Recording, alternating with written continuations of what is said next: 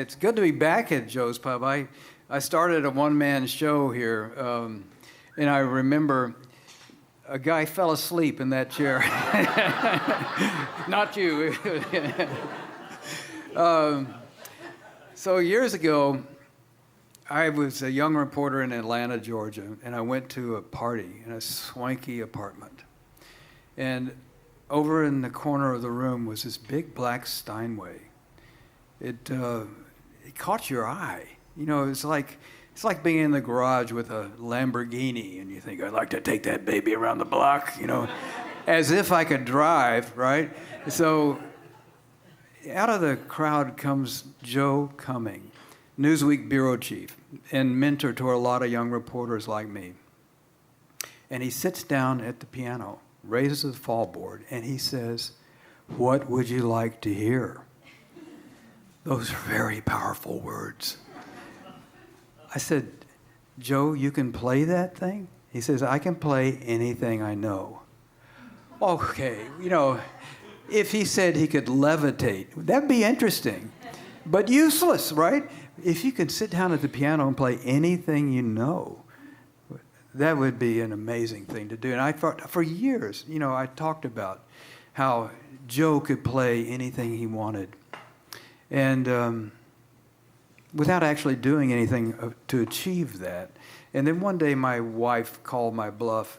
She came down with an ad from a newspaper and set it on my typewriter to date myself. It said, "Play it by ear." A class was starting up with this itinerant piano teacher named David Sudnow. David was a interesting study. He had been a professor of sociology at Berkeley. And somewhere along the line, he was a rising academic star, but somewhere along the line, he roomed with an up-and-coming piano player. I think it was Chick Corea. And he had this sort of come-to-Jesus moment I had with Joe Cumming. But he took it a little further. He resigned his position at Berkeley. And 6 months later, he was playing in a yacht club. I thought, this is the greatest achievement I've ever heard of. I mean, you were a mere professor at Berkeley, and now you're playing Tea for Two at the cocktail hour? You know, I wanted this so badly. And so David had come up with a method. He didn't require us adult learners to be able to read music. Instead, he provided pictures of the keyboard with dots where your fingers go. I know it sounds really primitive, right? But those dots where your fingers went, they didn't go on, you know, simple triads like 1, 3, 5, C, E, G. No. You put your fingers on those dots, and you had flat 9, raised 11, 13. These are jazz chords. They're very grown up, and it makes you feel really good when you put your fingers down on those sounds. So our first song was Somewhere Over the Rainbow, and this is what it was like to play by the Sudnow method. You look at the chart. Where? Doors were closing all over the house. And so every day I would go through my practice, and after a couple of months, it got to be somewhere over, fucked up again. So it wasn't perfect, but so David moved on, and I found myself sitting on these couches at the University of Texas Music School where my kids were studying cello and violin from the age of 3 and 5. And I thought, what a waste of my time. You know, my kids are learning so fast. I'm grown up. I can certainly do this a lot quicker than they. And so I hired a graduate student at the UT, and while my kids were downstairs, I went up to the practice rooms and met my teacher. And I would walk down this long hallway. Each door contained a little piano, and you would hear Beethoven, you'd hear Bartok, you'd hear Debussy. And I was going down to try to learn a 3-chord blues song. And I mentioned to Jeff, my teacher, I felt a little sheepish being among these 18-year-old prodigies that were filling the hallway with such glorious music. And he said, yeah, open any door and ask them to play Happy Birthday, see what happens. So Jeff got hired by another institution, and I hired a very fine jazz player, George. And I was fine with George until he made a certain request. Now what is stronger than a request? You have to play in a recital with my other students, all of whom were children. And I went home and I asked my family, so would you come to my recital? Not a single one. I gave birth to these people, and I went to their recitals, but not a single one was willing to go watch Dad do this terrible experiment. So there was in a church, there was a community room with a stage and a nice piano, and I stood off stage with all these kids. I felt like I was 12 feet tall.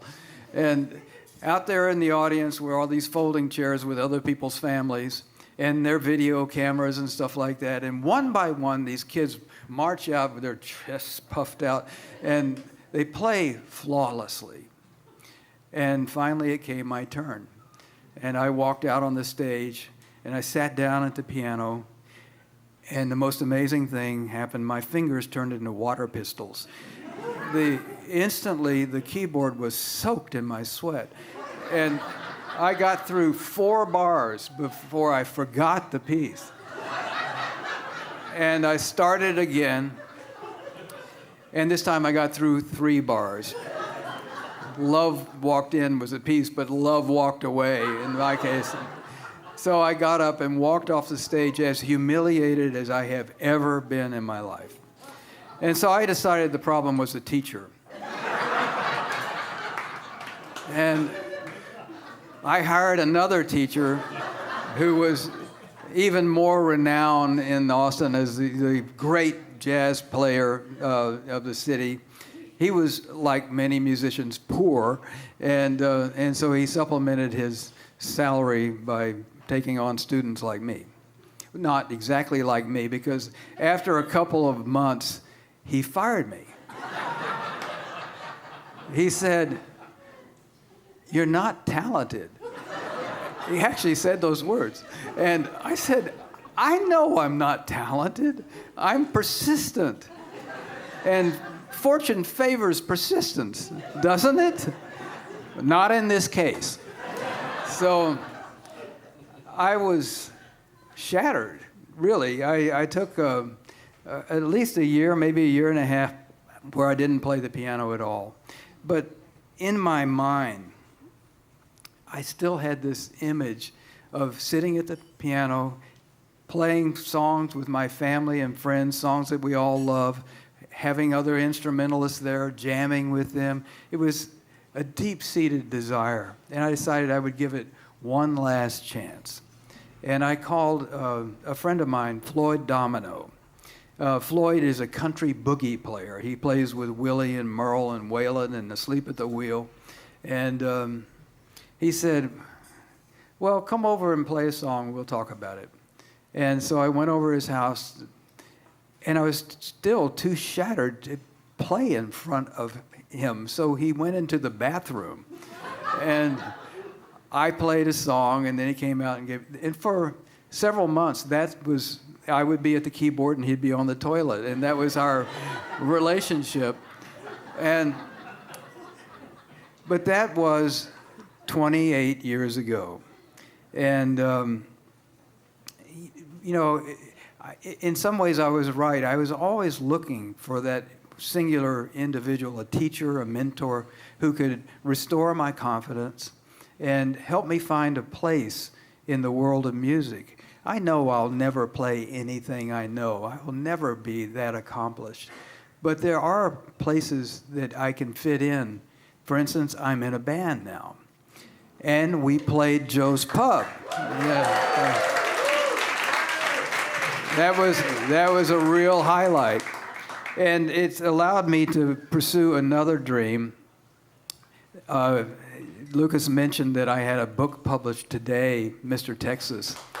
And thank you. I'm really, really fond of this novel, but it's about Texas politics, which is a tragedy. But I decided I wanted to write it as a musical. And so I'm working with my son, Gordon, and with Marcia Ball, a revered R&B piano player and singer in Austin. And we've recorded 8 songs from our prospective musical that are in the audio book that is also published today. And I am going to play you one of those songs.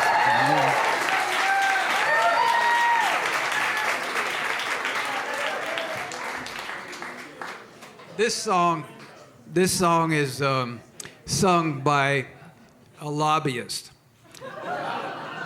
It's deep in the lobbyist canon of songs, and he is a young legislator comes to him and asks him, "What exactly do you do?"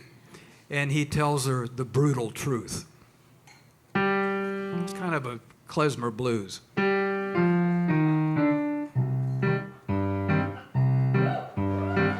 I hold the strings on human beings. I make them laugh, I make them dance, I make them cry, they're in a trance. I pick them up or let them fall. I make them walk into a wall. They love me so, I'm all they know. I'm the man who holds the strings. They pray to me down on their knees. They ask me, please, if they can sneeze. I may say no, I'm such a tease. I hold their hand, I stroke their hair. I am their friend beyond compare. Satisfy their needs, sanctify their deeds. I'm the man who holds the strings. It's a grave responsibility to be someone like me, to have the capability to shape their tiny lives, to break down their disguise. For working with these guys, I deserve the Nobel Prize. I work the floor, I hold the door, I make the rules, I rule the roost. I give the fools a little boost, make sure they're fed and better led. It's occasionally said I can raise the dead. I get a chill, such a thrill. I'm the man who holds the strings.